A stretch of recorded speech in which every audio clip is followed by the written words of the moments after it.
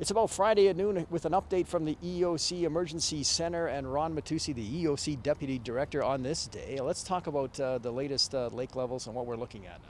Yeah, the lake continues to go up. It's another 2 centimeters last night. It's 43.14. I'm not sure what the exact number is right now. But it's going to be this constant climb until particularly the watershed. The snowpack is down. Uh, Rain, lots of rain will start impacting. Rain in the watershed. So even if it's nice in Kelowna, if it's raining up at the Greystokes or somewhere on our watersheds, that'll do it. Um, and groundwater. I mean, one of the things we're seeing on Cal Lake is, we thought it was going to peak earlier, and yet it was still rising, and that seems to be the groundwater that's now moving through. So, lots of factors, complex issue. Yeah, and it's going to be a long-term issue by the looks of it. We, You we know, could we could be looking at August here. Absolutely. Well, certainly. Yeah. I mean, that's certainly far out. It certainly could be. It's not going to be stopped anytime soon, and that's why we're saying to people, like, even when it stabilizes. You remember the wind event we had last week. Any thunderstorm with high winds could cause more flooding over those sandbags. So even if it's a nice sunny day and the lake is peaked, until it gets to a certain level, there'll still be a danger of flooding just with wind alone.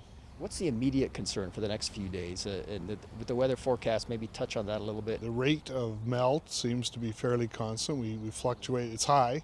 It's going to be high now for the next few days. So Mission Creek, the real artery that's really pumping everything into the lake, it's flowing, like I said, between 65 and 85.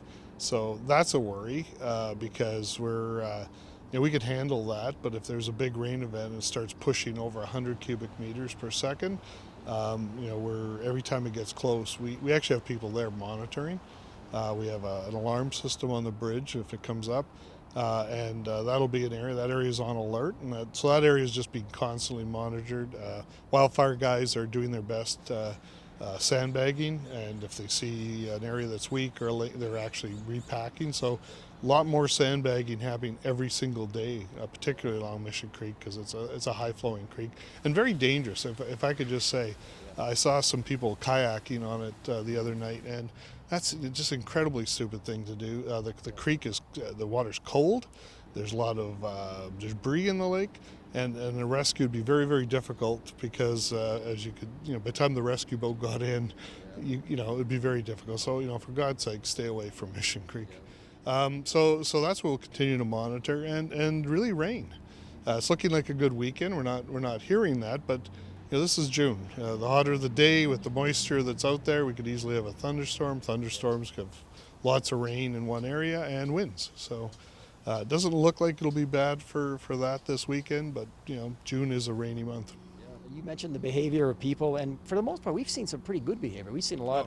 a lot less boats on the lake, for example, and people being pretty careful. Yeah, we people, a number of people have kept asking, when are we going to close the lake? Well, we can't. It's the navigable waters, and certainly there's no basis to close the lake. We warn people of the dangers, and I think people have been. We have so many boats on the lake.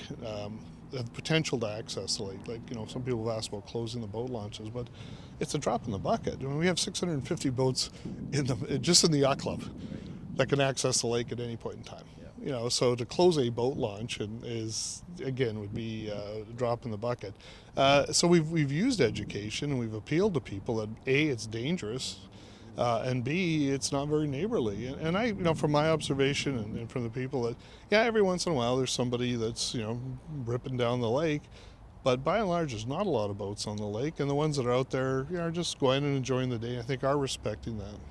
Now, we saw from the city of West Kelowna that they're asking people to not put water into the storm drain system, just to dump it into rivers and lakes. What are your thoughts on that? Or would you like people to do that more? Yeah, absolutely. And really depending on the neighborhood in particular, those areas that are prone to flooding, putting in the storm is just adding to the water on the street.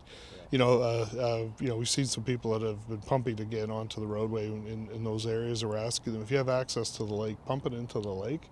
pump it onto your yard if you don't have access. But certainly in the downtown, there's some major parkades that are pumping onto the storm sewer, and we're going to be working with them to kind of curb that because it's really overwhelming our ability to pump it out of the storm. Is that what's happening on Water Street there? Yeah, we're having a combination. I mean, it's like that anyways. In high lake events, it's like that anyways. But if people are pumping parkades into storm sewers, we're drawing down the storm sewers. It's kind of defeating the purpose, and so we're going to be working with those people to try to get them to find some alternative to doing that. So yeah, pumping in the storm sewers, particular certain areas, would just not be a good thing right now.